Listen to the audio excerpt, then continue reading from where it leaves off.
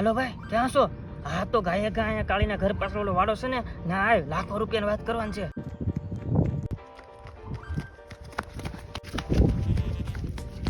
બોલ બોલ કલે જાય એવી તો હું લાખો રૂપિયાની વાત છે.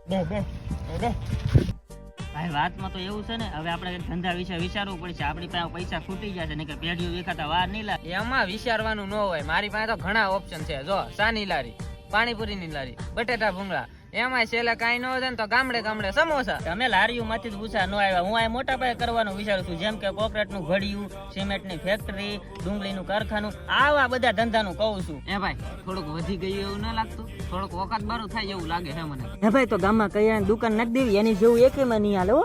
અરે કાકા આપણા ગામમાં દુકાનોની ચા તાણ છે, વિઠલાની, રમલાની, મખનની, કેટલી દુકાનો છે. ધંધાનું તો ઠીક પણ કાલ હું કરું છું? ઓલો ભીખા બાપાનો છોકરો દવા સારવાનું કાલનું કેતો હતો, શું કરવું? હા એલા ના થોડી પડાય. હાલ તો ગામમાં જઈને માવા લઈ આવી. હાલ હાલ.